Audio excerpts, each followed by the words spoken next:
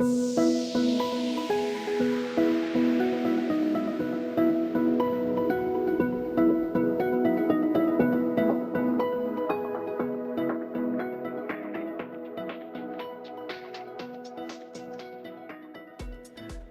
to the final of a three-part webinar series looking at the past, present, and future of remote internships. In the first of our webinar series, you were joined just by me as we unpacked the data of 1,000 alumni who participated in our remote internship program this summer.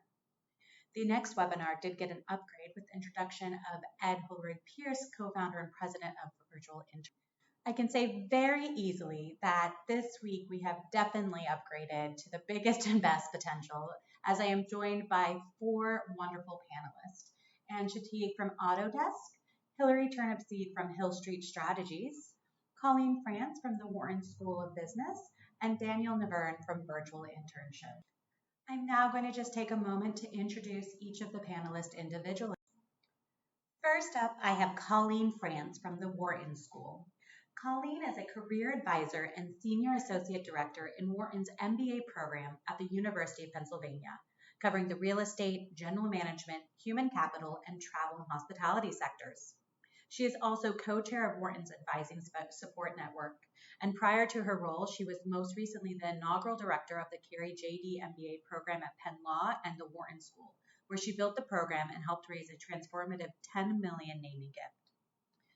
Colleen was crucial in creating the Penn Law Veterans Program, attracting top veterans in Penn Law and supporting them as students and alumni. Prior to starting at Penn, she was the Director of Recruitment and Professional Development at Schneider, Harrison, Siegel & Lewis, a law firm in Philadelphia, where she spent 10 plus years in legal recruiting and professional development. Colleen, to start things off, I'd like to ask, looking specifically at the MBA market, as many had already switched to online delivery long before COVID-19, is any of the focus or delivery changing as an emphasis on remote work comes into play?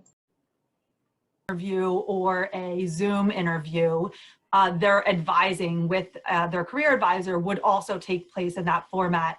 But moving quickly to an entire virtual summer for probably 95+% of our summer interns, we pivoted really quickly as an office to start to put together programming, one for our employer partners and two for our students. And so we had done a few panels and best practices for employers to get started based on research that we had been pulling together as an office, stakeholder engagements, and just overall feedback from folks in companies who have been working virtually, and were able to share some best practices with employers as they thought to put together their internships over the summer.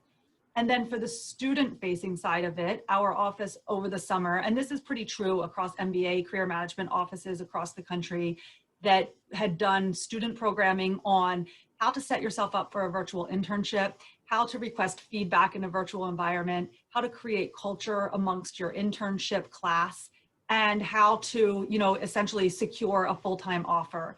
And so this was an environment that our office was not used to working in, but also as a team, we got up to speed with really quickly. And so things that we were sharing with students around how to, maintain a professional image, but also a collegial atmosphere in a Slack environment.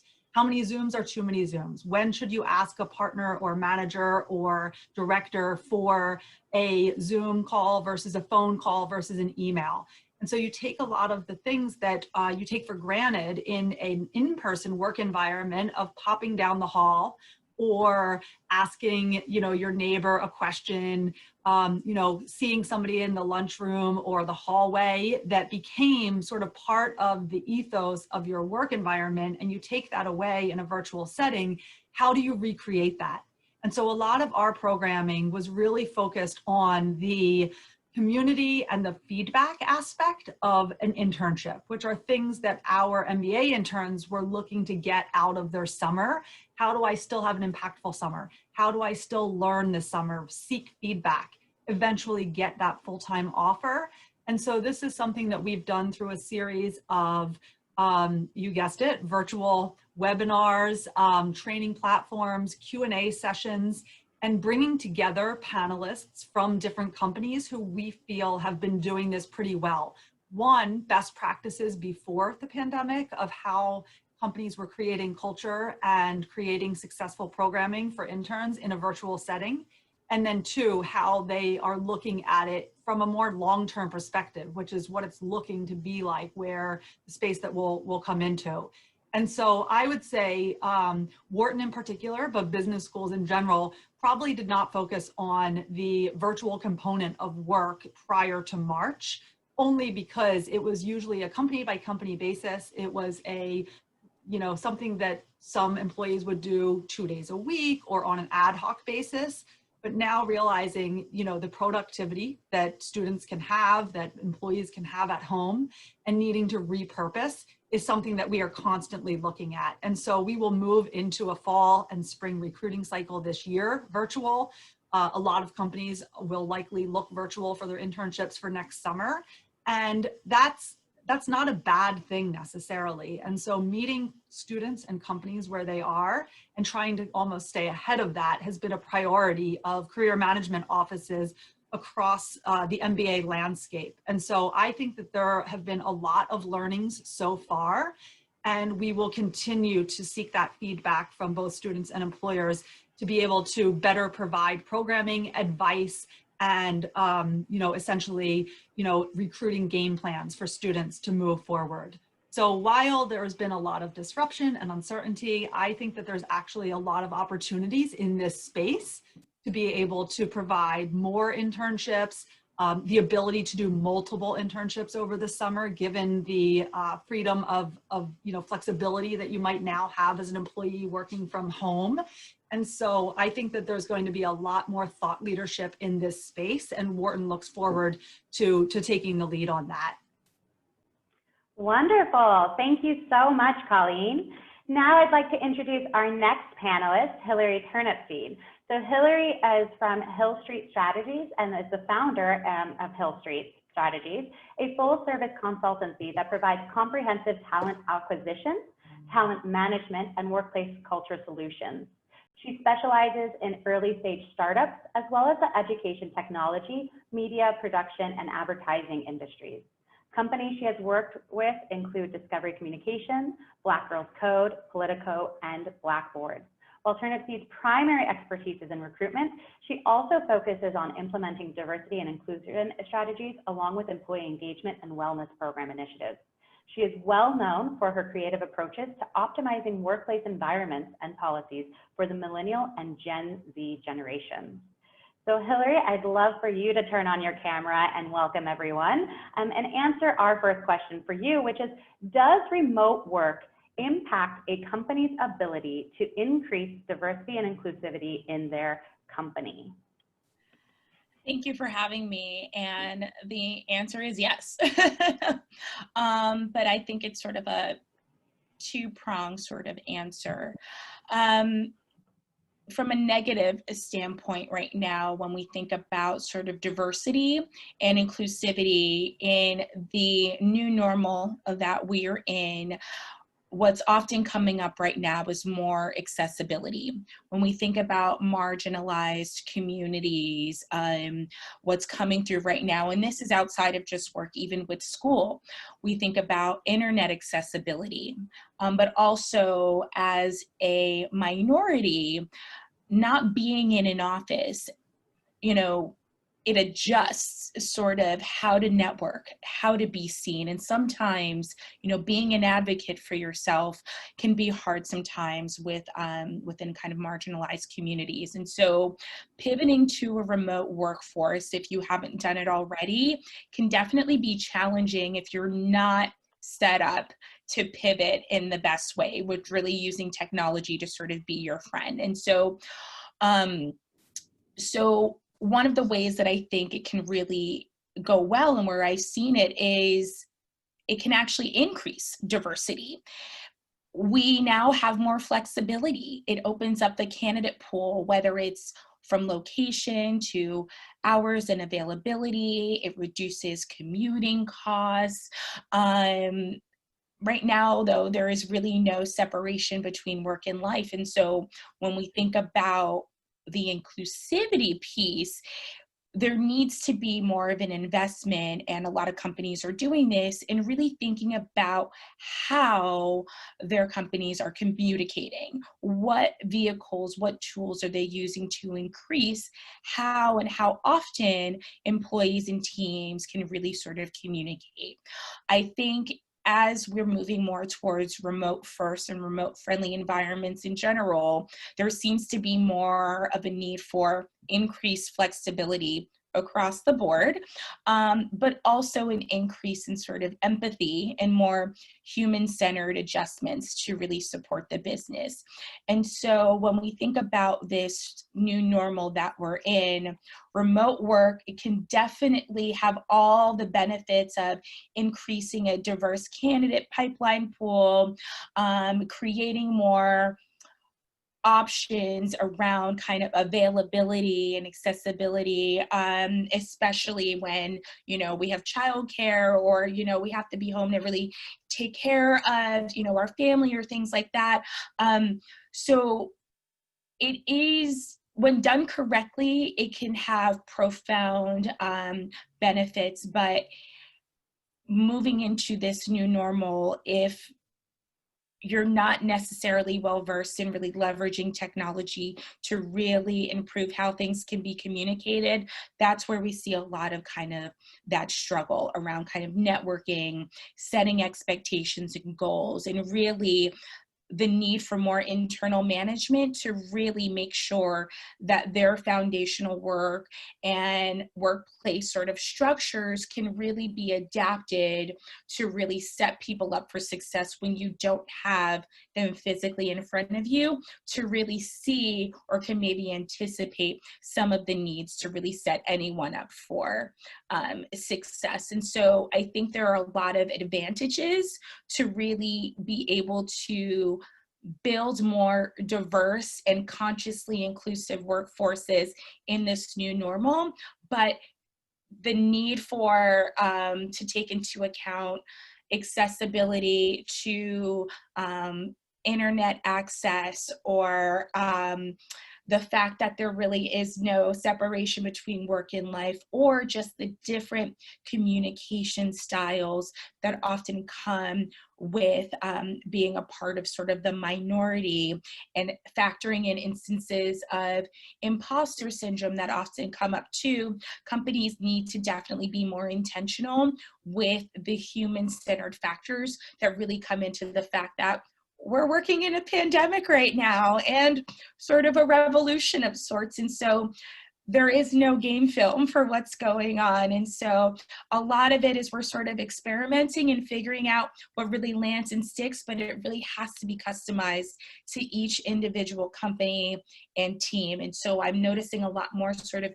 human-centered, more human design, more empathetic adjustments to really support this remote work environment in this new normal, so that way, we can continue to move the needle and really kind of increasing representation across the board. Wonderful. Thank you, Colleen. And I really like that. Thank you, Hillary. I really like that focus of not just a pandemic, but a revolution, and how we're looking at remote work. Next, I'm going to introduce Ann Shtig from Autodesk. Originally from the East Coast, Ann relocated to San Francisco 6 years ago to pursue a career in university recruitment within the tech world. She spent 4.5 years with LinkedIn and is currently a senior recruiter at Autodesk. Ann works to recruit the next generation of talent with a focus on intern program building and scaling.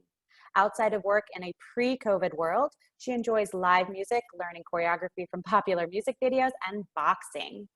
Ann, would you like to turn on your video, introduce yourself, and answer, how did Autodesk's internship program change in light of COVID, and what was the biggest success you experienced?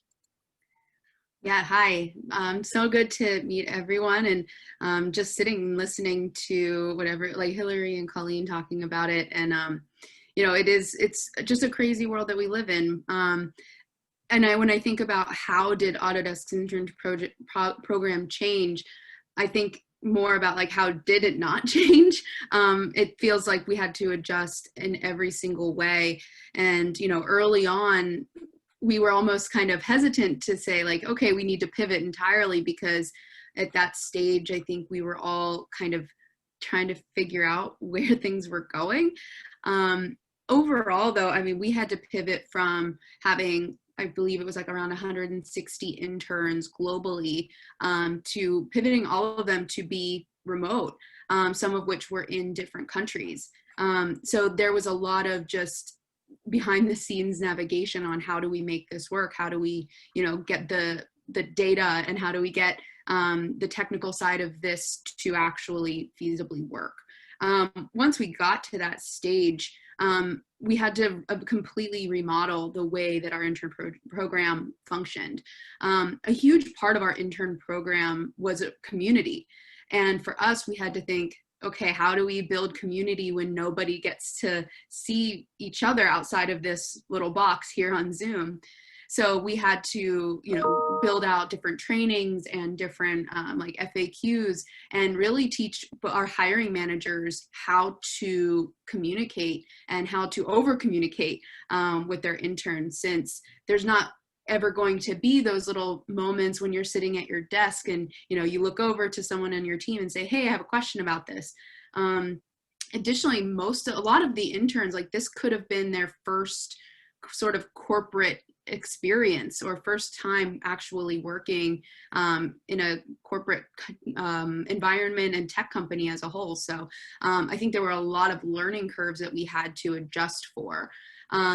With that being said, we did have a ton of wins that, we wouldn't have ever had the opportunity to have and without pivoting to remote.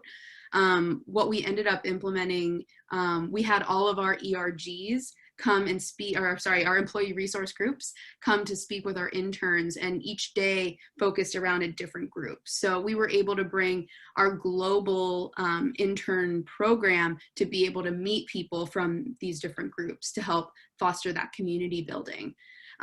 We also had to look at all of our events, since we had planned these in-person events, things like sporting events and outings. And, for example, in San Francisco, we would take our interns to Alcatraz.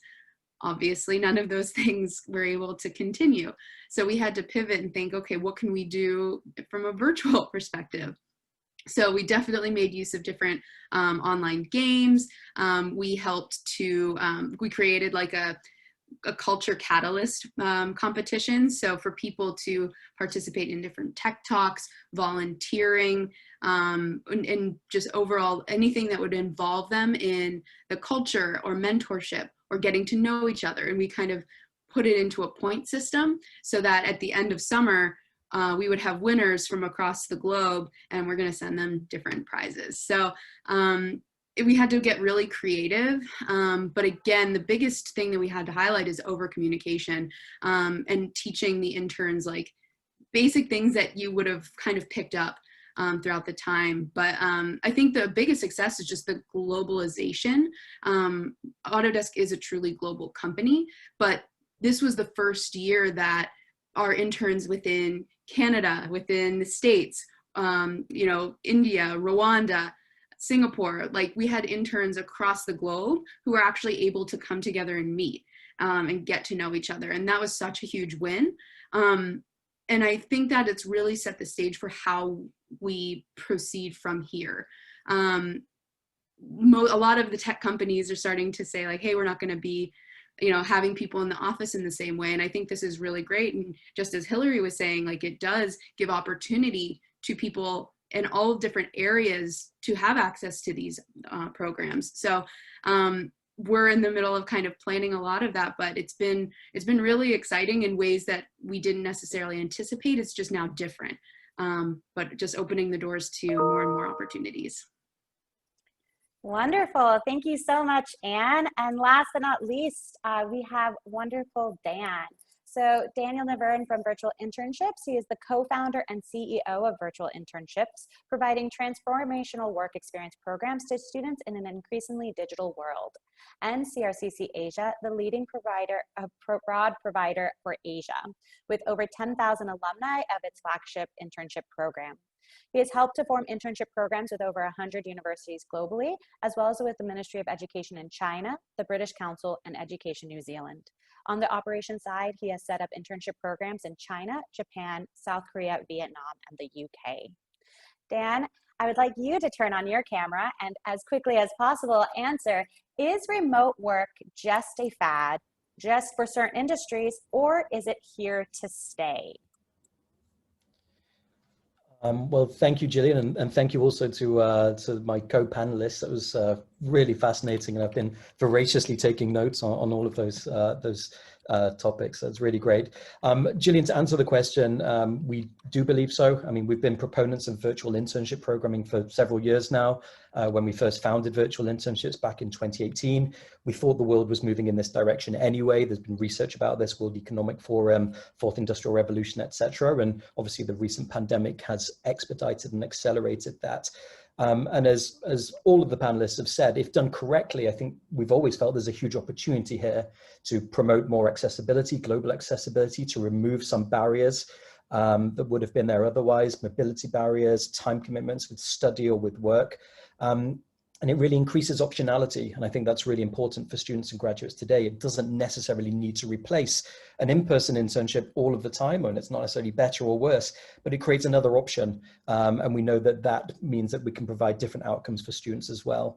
And what I will say is that I think various stakeholders, and we can see it from this panel, various stakeholders benefit. So students, obviously the accessibility point, they get to work in an environment that reflects the changing reality of the workplace. We know that internships provide high learning outcomes, so they're benefiting there. For universities who want to help their students to become more employable and open up the pool of potential companies on a more scalable level, it's really great for them. And Colleen mentioned, which I thought was really interesting, that students can maybe even do multiple internships across a summer now, which is great. And as Hilary was mentioning as well, and Anne, this does open up the pool for companies to attract and recruit more global and diverse talent. And the data is reflecting this, of course. There was research done by Ivy Research Council in DC before the summer saying over 90% of students wanted to do an internship and were happy to do it virtually. With our own program, we went from 100 students on the program to over 1,000 students on the program.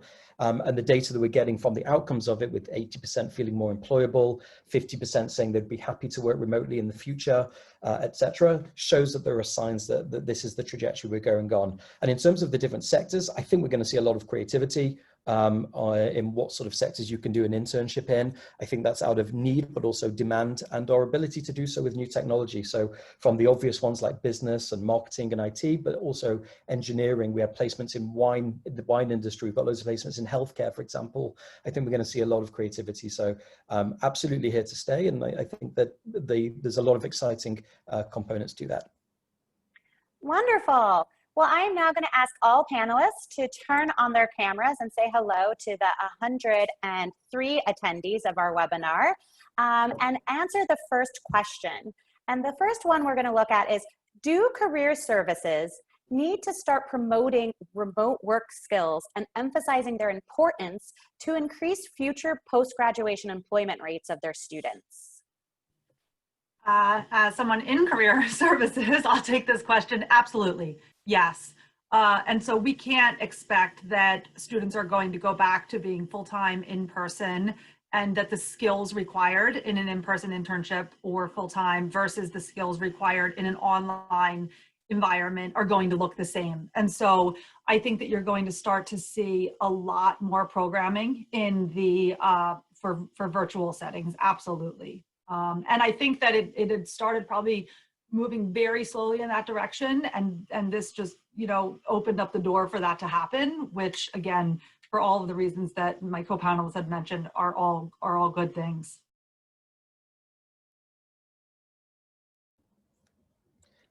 I think Colleen answered it perfectly there, but again, the data is reflecting this 159% growth in remote work placements in the US over the last 12 years. According to Global Workplace Analytics, there's growth in this area, and students need to get virtual work experience so that they have the skill set to then be better in the workplace or the changing nature of the workplace going forward. And internships in general, again, such high impact. I think it's increasingly important, whether it's in person or virtual, that we encourage students to do internships. Again, there's research out there to show that it has an impact on employability before graduation, and salary, et cetera, and career readiness. So I think for all of those reasons, absolutely important. Great. And as a lot have noted, with remote work, you have increased accessibility, which means you also just have increased opportunity of choice, right? And so with so many opportunities to do a remote course, a remote project, a remote simulation, a remote internship, will remote internships be able to stand out on a student's resume or CV the same way as a tangible in-person experience?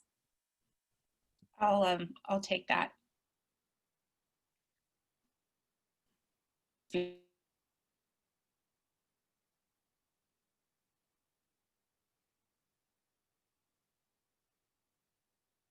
I think there's quantify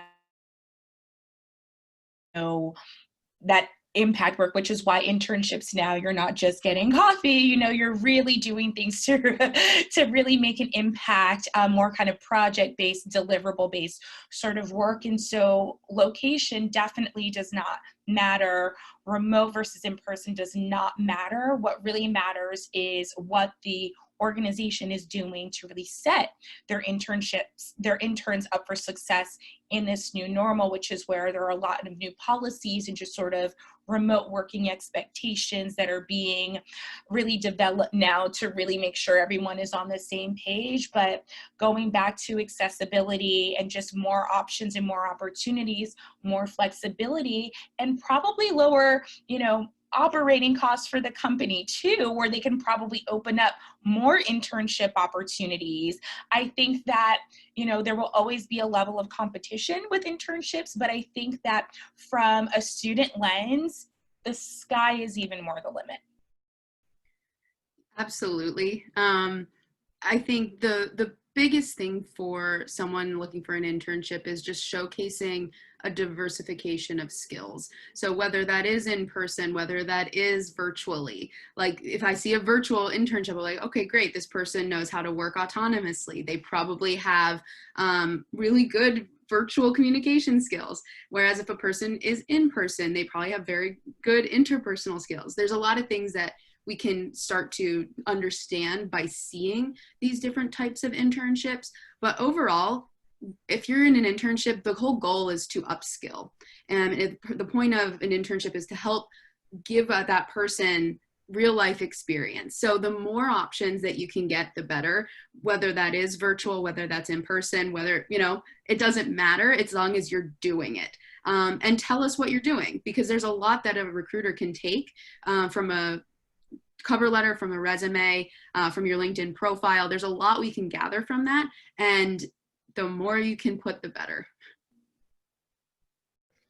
Just one quick comment, and I totally agree. I think we're going into a world now with micro credentials and an internship, virtual internship, in-person internship. It doesn't matter. It's this collection develops a sort of a holistic approach. And I think the other key point is the articulation of that, articulating the experience, not just doing it, but being able to talk about it, leverage that in an interview.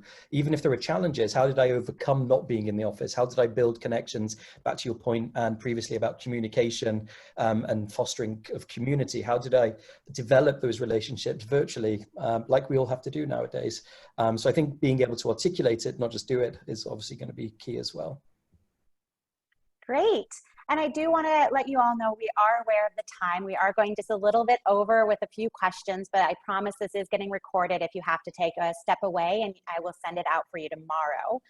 But moving to the next question, which I think is one that a lot of us have asked this summer, whether it's doing internships or just working remotely, is how can companies still allow interns to experience workplace culture and become integrated into the company remotely?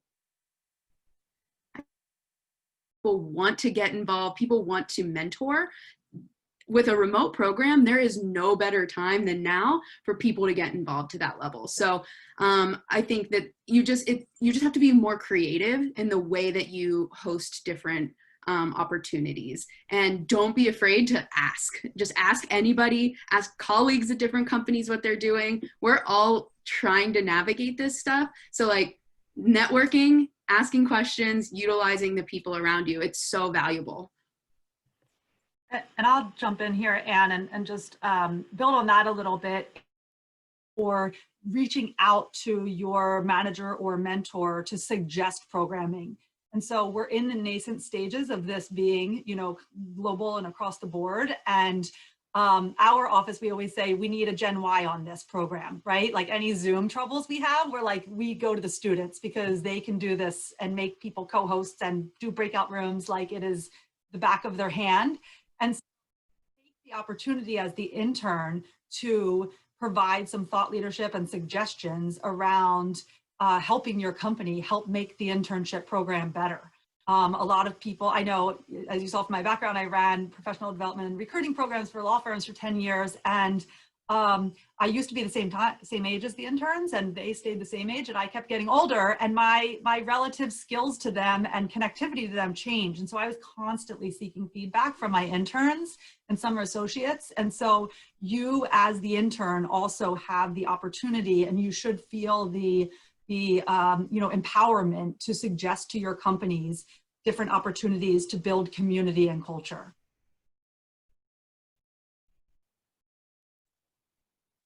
Wonderful. And for the final question, a recent job seeker of mine noted that while remote work is great and it opens up so many opportunities that they can now apply to, it also opens up the candidate pool to the world, not just the previous city they were applying to. So how can candidates, or how can our interns continue to stand out when all of a sudden they went from going against 50 to 500 employees worldwide? I'll kick off a response for that. I think it's all relative. There's always going to be competition out there. The more opportunities there are, then, you know, the door is wide open. And a lot of the advice that I give any sort of career seeker is to always apply with intention. If we look at the unemployment rates right now, I mean, everyone's looking for an opportunity. So it's not necessarily about location. It's really around what organizations, what companies can really pivot to really withstand this new normal that we're in. And so to really stand out is to continue to be intentional with the opportunities that you are seeking. It should be relevant to your overall goals. I mean, you're not going to have it all figured out and know, but every application that you put in, be intentional with it, lead with authenticity and with what value you are hoping to get out of that. The more intentional you are, from a recruitment standpoint, the more of an organic match that will really be. You know, we're not trying to put round pegs into square holes. We want, you know, each intern to have a valued experience that's relevant to their overall goals, whatever they might be at the time. So it's not necessarily about standing out any more than you would normally. It's really about being intentional with the opportunities that you are pursuing, and also just making sure that, you know, especially if you are a woman or a person of color, it's really hard sometimes to kind of be your own advocate or to really articulate yourself well on one sheet of paper. You know, we're really kind of bad at that. And so definitely make sure you're leveraging the people around you, your friends, your family, your career advisors, to really kind of make sure that you are showing up in your full capable ways, and you might not always see that. So always ask, you know, the best way to really combat imposter syndrome is to ask people around you what you're good at and remind you. And so if you are really struggling with, you know, that secret sauce that you're really trying to find about yourself, or that ideal opportunity, ask those around you what you're good at, what they think that you can really thrive in, and make sure, you know, you're able to really articulate that on your resume too, and your cover letter, and definitely have someone look at it, because you'll be surprised about all the things that you probably forgot that you're really good at and you can really do. And so so definitely just leverage the people around you to make sure that you are not selling yourself short. I just want to make a quick plug on the, for just networking as a whole. I think a lot of people forget the power of a network. While a lot of people especially with an internship, there's millions of internships out there. So people kind of just go on, apply, blanket resume, to everybody. I think that time has ended, where people have to be really deliberate in the companies that they want to work for, doing their research, really catering their resume to fit what a recruiter is looking for. But also finding, utilizing things like LinkedIn and their alumni tool to say, hey, I see that you attend my same school. I would love to talk to you about Autodesk and learn about your experience. That one conversation can lead to a job. And I can tell you how many times that actually does happen. As a recruiter, we do probably get a ton of those types of messages, but that's why if you can find somebody like an alumni, somebody who was in your shoes, you're much more likely to get a response that way, because people want to help people that were in their shoes. So use the alumni tool, network, reach out to people. You could reach out to 100 people, 2 may apply, but that one is all that you need. So. And be intentional with yes. your ask as well. Don't just send blankets. Hey, I want to talk. They're gonna be like, what do you want to talk about? What's going on? So be intentional with the ask, especially if you're interested in a particular field, you know, and reaching out to someone, whether they're an alumni or not, but saying, hey, I'm really interested in an internship opportunity. And sometimes, I don't know how many times I've had interns and just, even recent grads create their own roles because they were intentional and deliberate. And so when you're going to go out there and make the ask, make sure you know what the ask is and you have a great reason and validation for it, because listen, the worst that can happen is they say no or they don't respond. But you won't know unless you try, but you want to be clear on the ask, because that is what will set you apart. You got to put in the work, because that is what everyone is really looking for. Why us? Companies know that there's a million opportunities that you guys have out there too. And so always remember that it's a two-way conversation.